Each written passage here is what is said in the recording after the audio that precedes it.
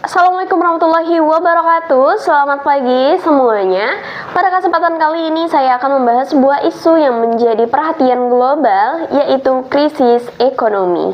Fenomena ini tidak hanya mempengaruhi stabilitas makroekonomi yang ada di Indonesia, tetapi juga berdampak langsung pada kehidupan masyarakat, mulai dari daya beli, tingkat pengangguran, hingga ketahanan dunia usaha, yaitu UMKM.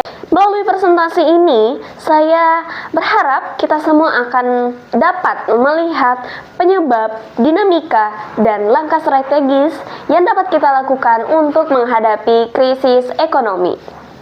Krisis ekonomi bukan hanya soal grafik yang turun dan naik, tetapi tentang cerita manusia di baliknya. Keluarga yang kehilangan pendapatan, usaha kecil yang berjuang bertahan, dan bagaimana pemerintah yang dituntut mengambil keputusan yang cepat dalam kondisi yang sangat krisis.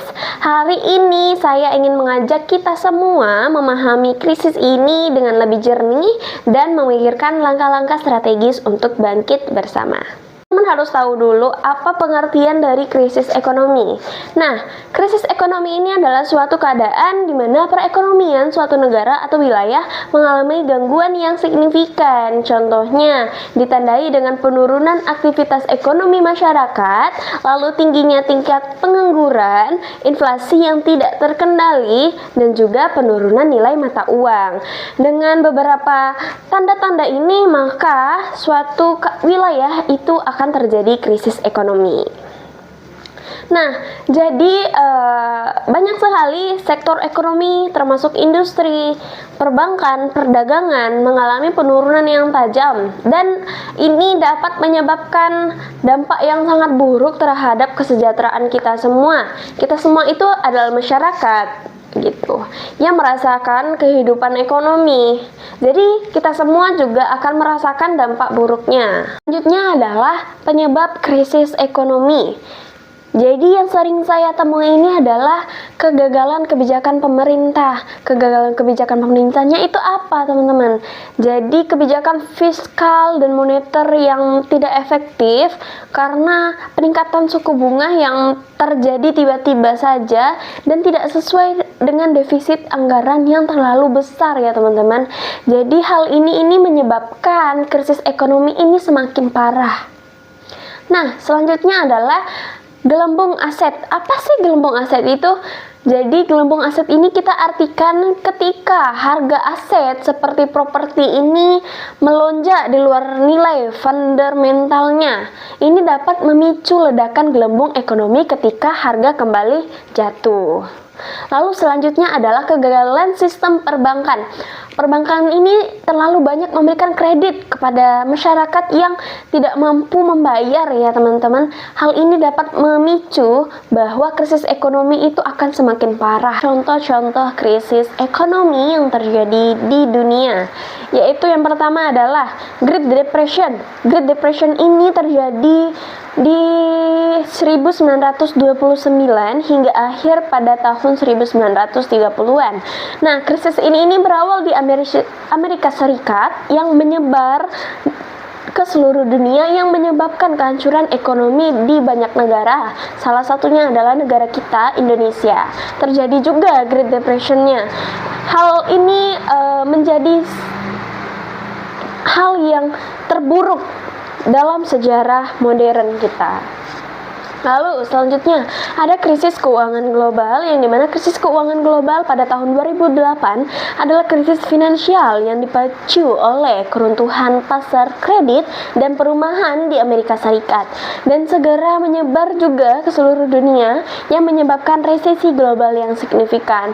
Lalu ada krisis finansial Asia. Krisis finansial Asia pada tahun 1997 adalah krisis yang mengguncang ekonomi di Asia Tenggara dan Asia Timur. Krisis ini dimulai di Thailand pada Juli 1997 dan dengan cepat menyebar ke negara-negara lain seperti Indonesia, Korea Selatan, Malaysia, dan Filipina. Selanjutnya adalah solusi dari krisis ekonomi. Nah, solusinya itu apa? Nah, terjadi kebijakan moneter yang tepat. Pengaturan suku bunga yang disesuaikan dengan kondisi ekonomi serta injeksi likuiditas dari bank sentral dapat membantu menstabilkan pasar keuangan yang terjadi di masyarakat. Lalu reformasi struktural. Negara ini perlu melakukan reformasi di sektor-sektor penting seperti perbankan, pajak, dan regulasi untuk mencegah terulangnya krisis di masa depan. Lalu stimulus fiskal. Pemerintah dapat memberikan stimulus fiskal melalui program pengeluaran publik atau bantuan langsung kepada masyarakat. Lalu kerjasama internasional ya teman-teman, kerjasama dengan lembaga internasional seperti IMF dan Bank Dunia dapat membantu negara yang mengalami krisis ekonomi yang sangat signifikan. Yang terakhir adalah kesimpulan yang dapat kita pelajari pada hari ini adalah krisis besar seperti Great Depression pada tahun 1929 ini dan juga krisis finansial pada tahun 1997 dan krisis keuangan global pada tahun 2008 ini menunjukkan bahwa dampak dari krisis ekonomi ini bisa bersifat global, bisa bersifat seluruh dunia dengan pengaruh yang sangat-sangat besar terhadap kesejahteraan sosial, politik, dan ekonomi suatu negara. Salah satunya adalah kesejahteraan Indonesia. Upaya pemulihan dari krisis memerlukan kebijakan yang komprehensif baik di tingkat domestik maupun internasional melalui reformasi struktural, kebijakan fiskal dan moneter yang tepat serta dukungan dari lembaga internasional seperti IMF dapat menjadi solusi yang sangat tepat untuk krisis ekonomi. Pemahaman terhadap penyebab dan dampak krisis ekonomi ini penting juga untuk mengantisipasi dan mencegah krisis serupa di masa depan yang akan datang dengan memperkuat sistem ekonomi dan memperbaiki tata kelola keuangan. Sekian dari materi pada hari ini. Jika ada yang ingin ditanyakan, silahkan melalui komen yang ada di bawah ini. Sampai jumpa dan sampai bertemu di masa depan untuk ekonomi Indonesia.